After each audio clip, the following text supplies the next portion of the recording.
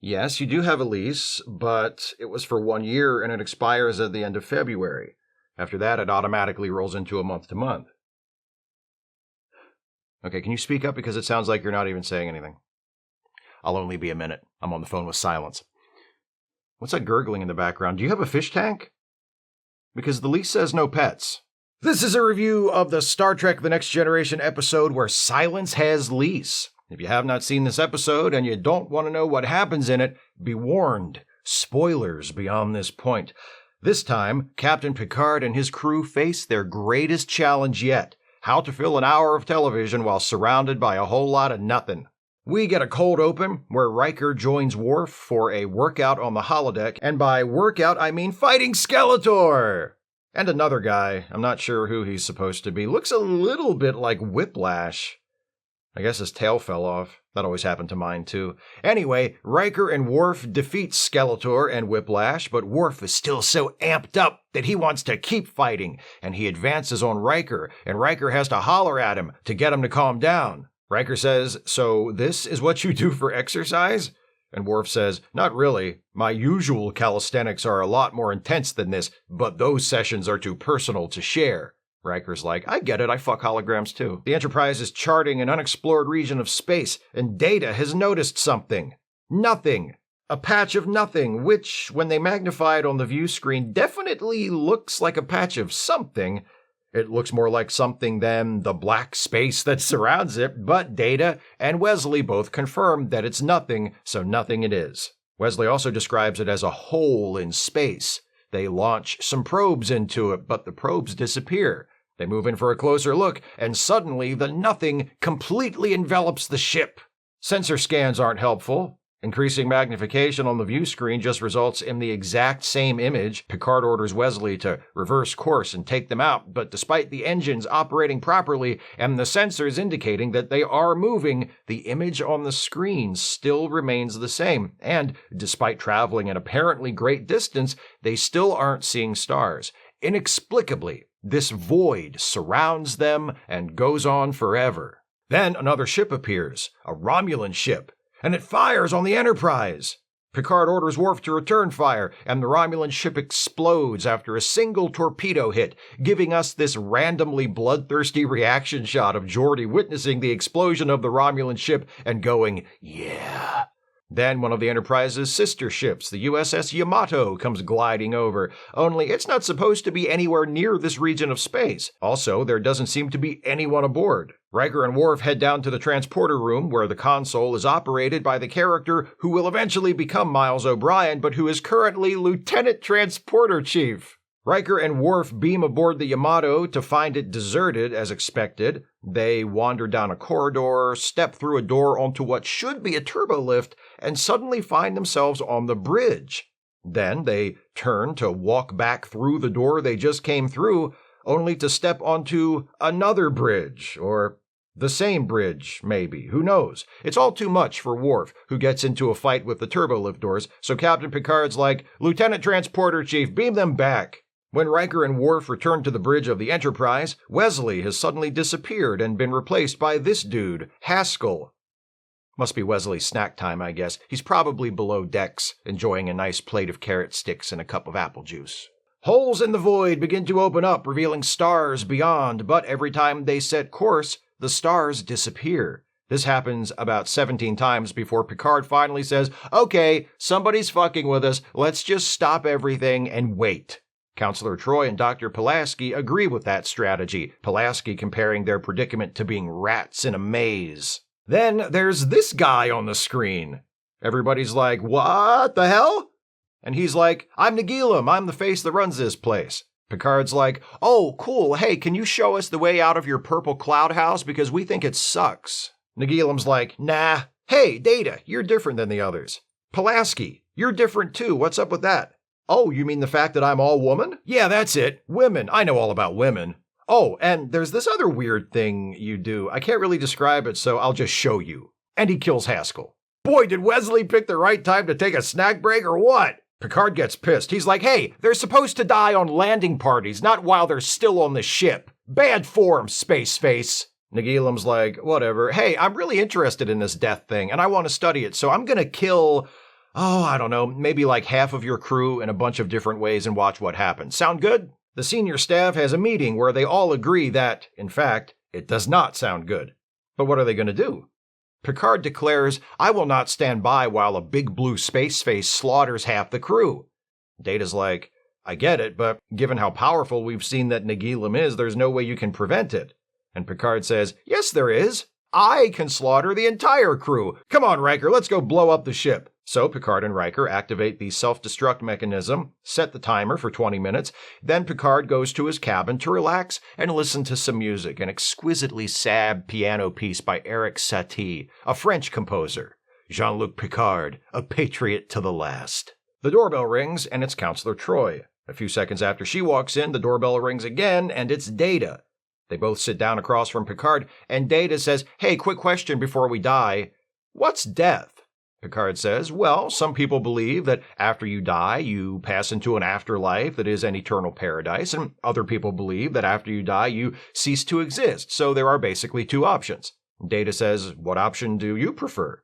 And Picard says, well, as the protagonist of a Star Trek show, I always like to choose the third option, so I think both eternal paradise and nothingness are too boring, and that the truth must be greater than either of those, but I'm fucked up the ass if I know what it is.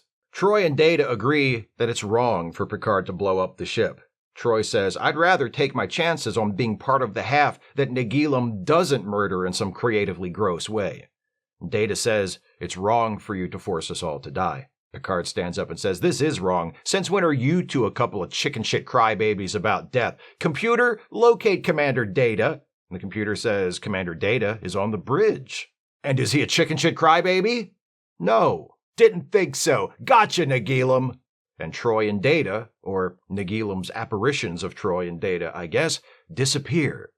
Riker calls Picard urgently to the bridge, and when Picard arrives, he sees that they have left Nagilum's purple cloud house. They're back in normal space. And Wesley's back at his station. I bet when he returned to duty, Riker was like, did you enjoy your snack, Wes? And Wesley said, yeah, but I'm jealous of Haskell. He got a nap. Anyway, everybody's like, we're free now, Captain, so you can cancel the auto-destruct.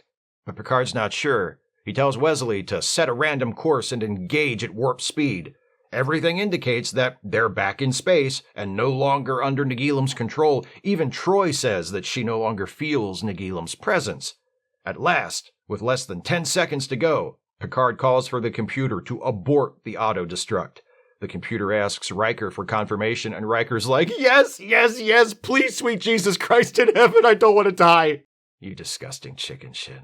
Picard takes a quick Skype call from Nagilum in his ready room. Nagilum's like, hey, I let you go back there because I'd already learned everything I needed to know. Here's a short list of the reasons you suck. You're never satisfied. You insist on fighting losing battles. You're drawn to conflict. You're aggressive and judgmental and stubborn. You're selfish, but you value loyalty. You're just a mess, and I'm amazed you made it past the starting fires by smacking rocks together stage, let alone to outer space. In conclusion, you're the worst and I hate you. Picard says, sure, but at least we have curiosity in common, eh?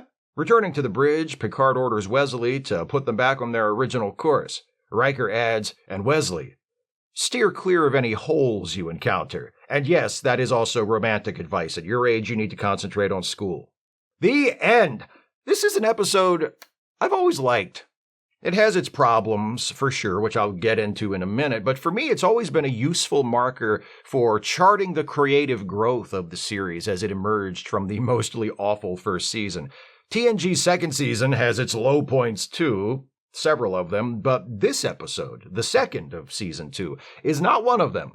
We've got the character-based cold open centered on Worf and Riker in the holodeck, introduced by a brief scene of Picard on the bridge being nervous for Riker. In retrospect, it feels like too much, out of character for Picard to be so worried about Riker hanging out with Worf, and pushing too hard to make Worf feel like an unpredictable wild card. But this was very early yet in the series, and Worf being a Klingon in Starfleet was still kind of exotic, and Klingons in general were not nearly as filled in as they would be in coming seasons by episodes of TNG that hadn't been produced yet.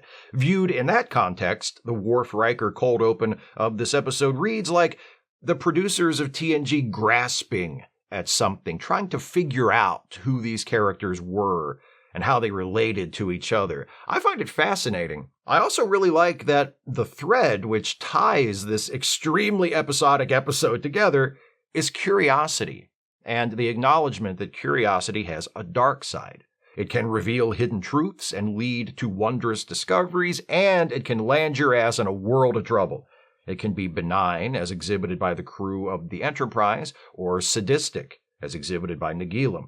Curiosity even serves to unite the cold open with the rest of the episode. Riker joins Worf on the holodeck because he's curious about Worf and about Klingons in general, presumably, while on the bridge, Picard tensely confides to Counselor Troi that he believes it's safer not to indulge our curiosity about the Klingon psyche. Nagilum himself is a singular creation, and he has always impressed me. The distorted face, the wide-eyed expression that manages to convey both keen interest and utter indifference to the suffering of the objects of that interest. The alienness, the uncomfortable strangeness of him. It's a fantastic character design and a good performance by Earl Bowen.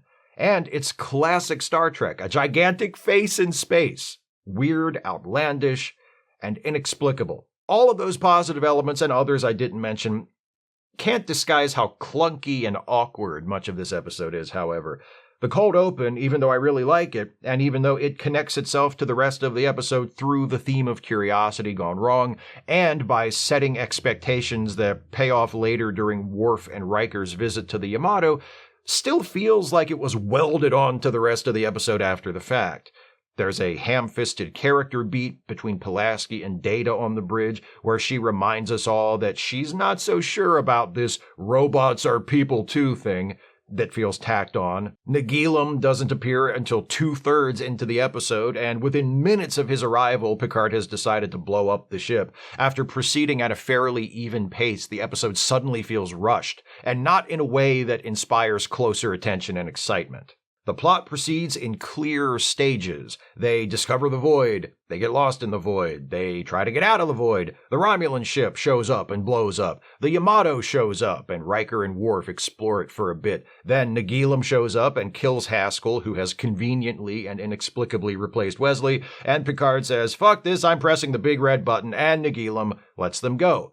The quality of those individual stages varies. I like Riker and Worf's visit to the Yamato quite a bit, actually, while the early attempts to figure out what's going on with the big purple void really drag. Too many probes and buoys, too much aimless dialogue that sounds like it was written to fill time. But the real problem with that episodic plot structure is how graceless it is. We move stiffly from one stage to the next until it's over. And when it's over, Picard orders Wesley to set course for the next place, and it's business as usual, as though the events of the episode never even happened. Sure, there's a quip from Riker about steering clear of any more mysterious space holes, but the characters don't seem to have been affected by their experience at all. Granted, that's not unusual for a TNG episode, particularly in this era of the show, but not being unusual doesn't make it good. Still, like I said, overall I like this episode. It's a good example of a bottle episode and of the creativity necessary to make a bottle episode work. The script, written by Jack P. Sowards, who also wrote Star Trek II: The Wrath of Khan, how about that, creates a problem that can be experienced and solved entirely on the ship. The only scenes that take place off the Enterprise are set aboard the Yamato, which in true Star Trek tradition looks exactly like the Enterprise, and the direction by veteran Trek director Winrick Colby keeps things fairly interesting throughout. It does bog down in a few spots, but it's always at least watchable. And for me, it's one of the better outings of TNG's second season. Certainly nowhere near as good as The Measure of a Man or Q Who, but leagues better than, say, Manhunt or Shades of Grey, both of which I am going to review at some point, and I can tell you I'd much prefer to watch Where Silence Has Lease again than to sit through either one of them. Those are my thoughts on Where Silence Has Lease. What do you think of this episode? Please share your thoughts with me in the comments. If you'd like to support this channel, and I sure wish you would, if you can afford it, you can do so by becoming a patron at patreon.com/Steve Shives, becoming a channel member by clicking the join button, or by making a one-time gift by clicking the thanks button, or via PayPal or Venmo.